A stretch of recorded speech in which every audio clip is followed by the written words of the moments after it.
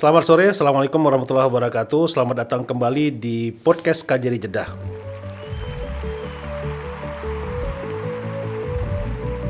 Sebenarnya apa sih kelebihan paspor elektronik ini dibanding paspor biasa? Termasuk juga kekuatan paspor kita. Kekuatan paspor ini juga dilihat dari berapa banyak warga negara kita yang melanggar di negara lain. Makanya derajat paspor itu secara internasional ada urutannya. Ingin menanyakan kapan lagi ada program pasporisasi yang diselenggarakan oleh Kajari Jeddah. Saya Ilham Effendi, bersama saya pada sore hari ini telah hadir Bapak Misnal Arianto, Staf Teknis Imigrasi Kajari Jeddah. Pada sore hari ini kita akan berbincang-bincang mengenai keimigrasian tentunya ya. Ini kebetulan nih ada satu momen yang spesial. 2 minggu lalu lebih kurang ya, tepatnya tanggal 27 Februari, Kajari Jeddah melakukan peluncuran paspor elektronik ya Pak ya. Ya, Bahkan diluncurkan langsung oleh Bapak Dirjen Imigrasi. Ini suatu kebanggaan dan keistimewaan juga tentunya bagi kita ini Kajari Jeddah, karena informasinya ini adalah perwakilan ketiga yang diberikan otoritas untuk menerbitkan paspor elektronik Pak ya. Nah, nanti kita akan menggali lebih jauh apa keuntungan dari paspor elektronik ini, siapa saja yang berhak untuk mendapatkan paspor elektronik ini. Nah, mungkin Pak Misnal pertama nih, kami ingin menanyakan biar teman-teman di luar pada tahu sebenarnya apa sih kelebihan paspor elektronik ini dibanding paspor biasa. Maksud saya gini, eh keunggulan spesifik tentunya, ya kan, keunggulan spesifik sehingga kita secara bertahap sekarang mengarah ke paspor elektronik. Dan dengan adanya paspor elektronik ini nanti kita akan coba explore lebih jauh bagaimana konsekuensi bagi teman-teman yang belum memiliki paspor elektronik. Mungkin silakan Pak Misal disampaikan kelebihan paspor elektronik dibanding paspor jenis biasa yang sebelumnya hanya bisa ditemukan di Kajari Jeddah. iya. Terima kasih Pak Ilham. Alhamdulillah kesempatan untuk saya bisa berada di podcast Kajari Jeddah pada sore hari ini dan kita membahas tentang paspor elektronik. Ya. Sebuah kebanggaan kita di Jeddah bahwa tanggal 27 Februari kemarin Bapak Silmi Karim, Direktur Jenderal Imigrasi Indonesia hadir di Kajari Jeddah meluncurkan penerbitan pertama paspor elektronik di KJRI Jeddah. Seperti yang Pak Ilham sampaikan tadi, KJRI Jeddah merupakan perwakilan ketiga yang diberikan akses oleh Direktorat Jenderal Imigrasi untuk menerbitkan paspor elektronik. Sampai saat ini ada 10 perwakilan yang ditunjuk dapat menerbitkan paspor elektronik. Yang ketiga meluncurkan itu adalah Kajari Jeddah. Untuk informasi buat teman-teman semuanya di wilayah kerja Kajari Jeddah, tahun ini direncanakan seluruh kantor imigrasi di Indonesia menerbitkan paspor elektronik. Jadi Kajari Jeddah dapat menerbitkan paspor elektronik ini merupakan memang sebuah keunggulan, sebuah prestasi bagi kita di Jadi di Kajari Indonesia pun ternyata belum semua kantor imigrasi Belum bisa semua. menerbitkan. Betul. Tahun ini diagendakan seluruh kantor imigrasi menerbitkan paspor elektronik. Ini sebuah kebanggaan bagi kita di Jeddah. Paspor elektronik ini dengan paspor biasa itu fungsinya sama. Sama-sama dokumen perjalanan. Namun ada kelebihan yang dimiliki oleh paspor elektronik yaitu memuat chip yang isinya adalah data digital pemegang paspor. Jadi di dalam paspor elektronik tersebut data digital kita sudah tersimpan, baik itu data sidik jari, data wajah, dan data lengkap kita. Selama ini di paspor yang biasa, data itu hanya tertera pada halaman biodata paspor. Di halaman pertama. Halaman biodata paspor ya. Ini dapat saya contohkan. Ini adalah paspor biasa. Selama ini di paspor biasa itu hanya halaman depan ini, data kita tersimpan di sini. Dan ini hanya bisa dibaca oleh mesin tertentu dalam pemeriksaan paspor. Nah, adapun paspor elektronik dari halaman depannya dapat dilihat perbedaan dengan paspor biasa. Ya, Ini sudah adalah chipnya. paspor biasa, ini adalah paspor elektronik. Pada paspor elektronik ada simbol chip, Chip. ya. Ini menandakan bahwa paspor ini adalah paspor elektronik yang menyimpan data digital pemegangnya. Selain sama dengan paspor yang biasa, halaman depannya memuat data pemegang paspor. Di dalam chip ini terletak pada sampul bagian belakang. Ini memuat data digital kita. Ada sidik jari kita, ada foto wajah kita, ada data lengkap kita yang tersimpan secara digital dan dapat dibaca oleh perangkat-perangkat tertentu. Jadi ini kelebihan yang dimiliki oleh paspor elektronik. Paspor elektronik ini secara internasional itu sudah memenuhi standar ICAO. ICAO. Itu adalah organisasi pengaturan penerbangan internasional yang mana dengan adanya chip pada paspor elektronik ini menambah kekuatan paspor Republik Indonesia. Fitur pengamannya lebih Fitur pengamannya lebih kuat. lebih Karena seandainya dipalsukan, yang bisa dipalsukan adalah halaman biodata paspor. Sedangkan data digital yang tersimpan di dalam chip paspor itu akan tetap ada. Jadi pada saat pemeriksaan, seandainya ada tindakan yang dilakukan oleh pemegang paspor, itu akan terdapat perbedaan pada halaman biodata paspor dengan data digital yang tersimpan di dalam chipnya. Ini kelebihan dari paspor elektronik. Jadi untuk tindakan-tindakan yang tidak benar seperti pemalsuan itu bisa akan lebih sulit dilakukan pada paspor elektronik. Sehingga negara-negara yang menerima paspor elektronik lebih yakin bahwa yang membawa paspor elektronik itu adalah pemegangnya yang sah. Iya.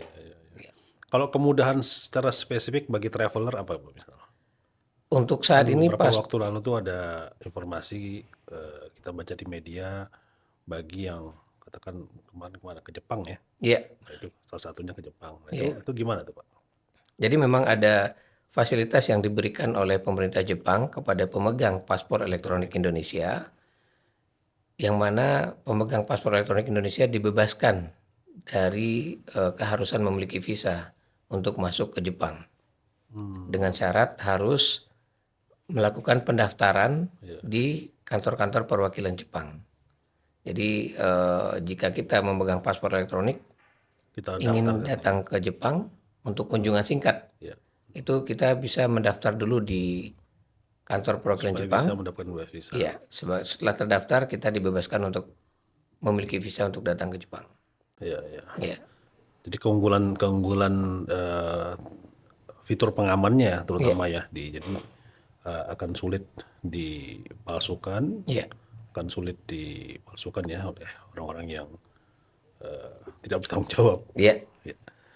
Kalau tadi ngelihat ininya Pak, apa namanya spesifikasinya tuh, apakah semua orang berhak untuk mendapatkan paspor elektronik ini?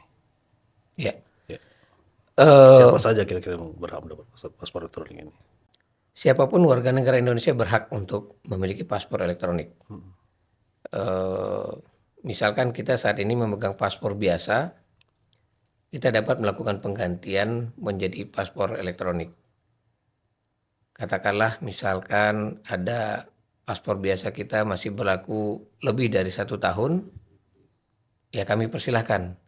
Jika warga negara Indonesia ingin mengganti menjadi paspor elektronik dengan kelebihan dan keunggulan yang tadi sudah kita diskusikan. Biayanya berapa?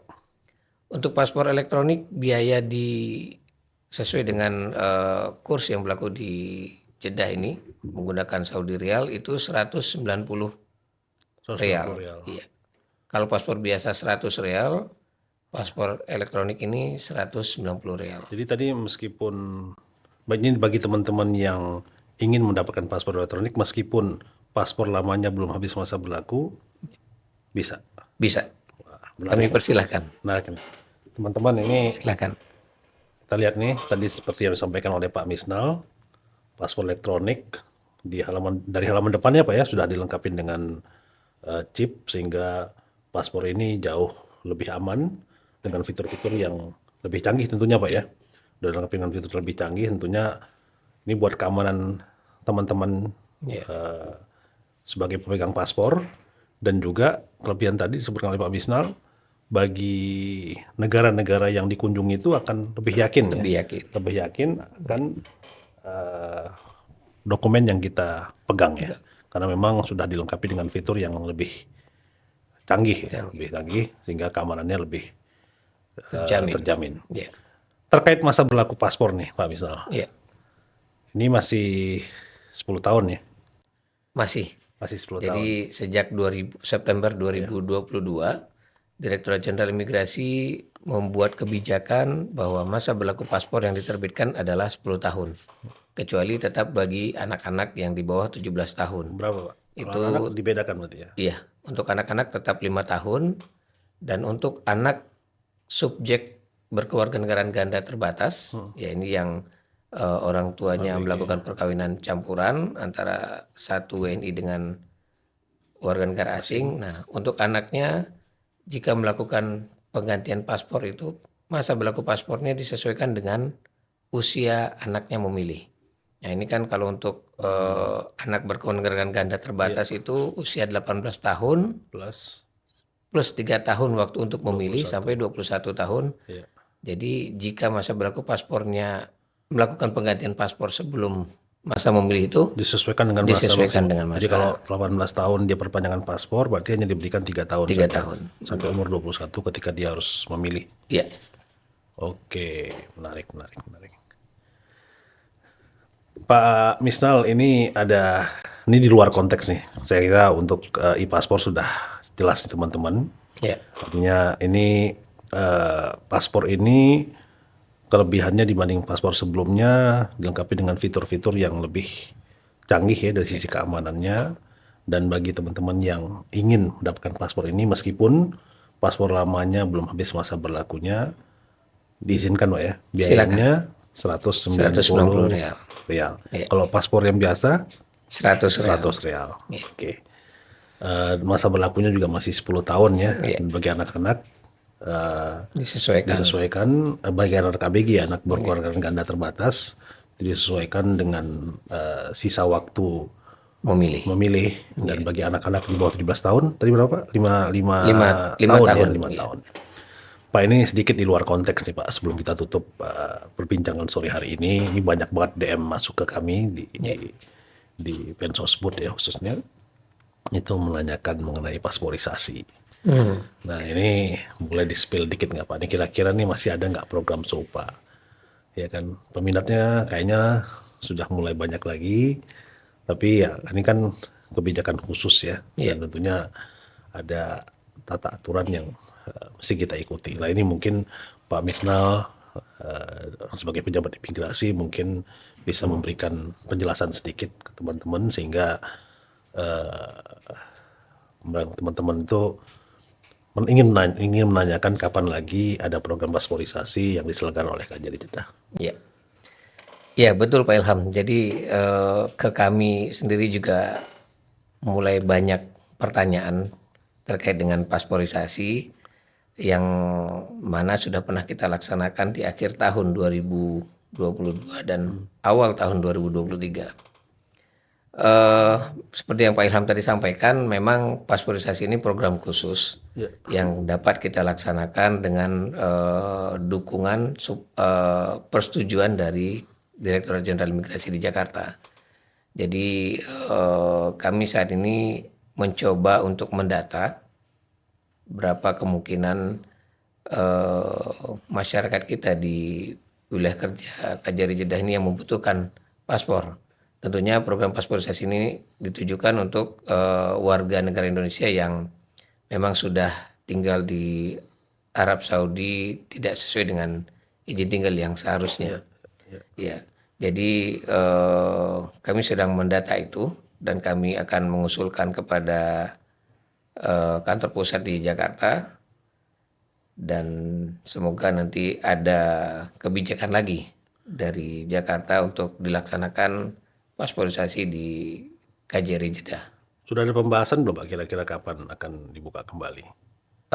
Pembahasan sebenarnya kami sudah melaporkan secara Tertulis ke lisan, pusat ya. ya, secara informal sudah berjalan dan pada prinsipnya jika memang itu untuk perlindungan, tentunya pemerintah akan selalu hadir bagi warga negara Indonesia di luar negeri. Terima kasih. Mudah-mudahan yang banyak nanya-nanya via Facebook, via sosmednya kita semakin jelas ya. Ya. Insya Allah keberpihakan kita akan terus ya kepada teman-teman WNI, PMI yang ada di sini, regardless status mereka, kah mereka berstatus berdokumen atau tidak, keberpihakan kita akan terus bersama teman-teman. Ya. Tentunya pesan kita sebagai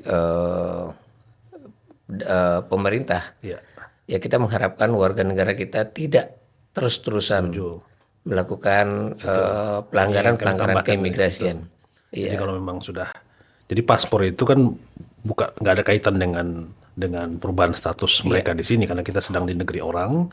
Itu hanya sebagai dokumen kewarganegaraan ya bagi teman-teman, dan memang kalau ada kesempatan untuk mendapatkan sponsor yang baru, kafil yang baru, segera diproses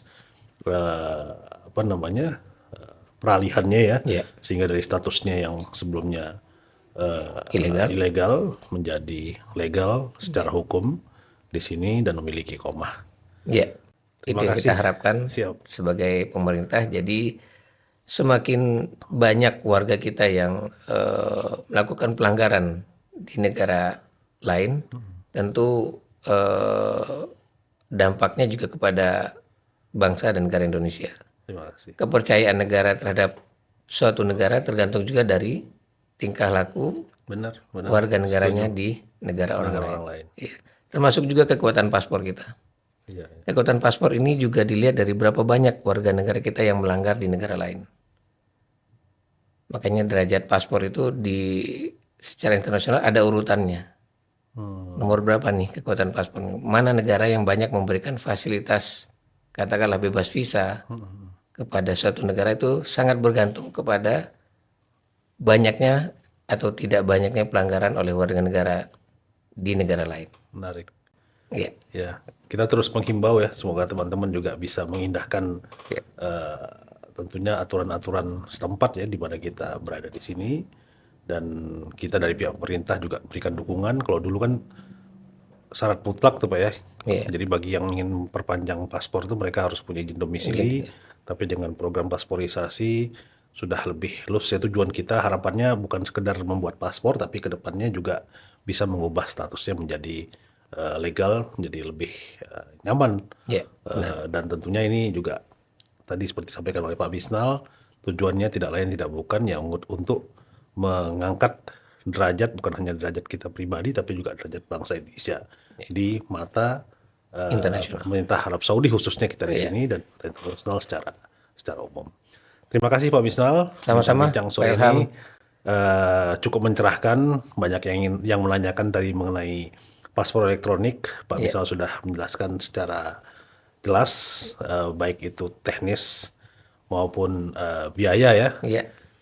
Kelebihan-kelebihannya juga kita sudah semakin paham apa sebenarnya motif atau maksud dari pemerintah menerbitkan paspor elektronik ini, sehingga ini menjadi satu kebanggaan kita juga ya di dunia internasional. Ketika kita sedang melakukan perjalanan, pihak imigrasi asing itu akan melihat perbedaan antara negara yang memegang paspor dengan fitur yang sangat terbatas ya, dengan negara yang memang sudah memiliki teknologi paspor yang sudah lebih canggih. Iya, Ini betul suatu sekali. kebanggaan, suatu keistimewaan, dan tentunya harapannya nanti secara bertahap semua juga sudah mengarah ke sana, Pak ya. Iya, Ke depan kan betul. mungkin pasti akan mengarah ke paspor elektronik ya. Betul. Ya.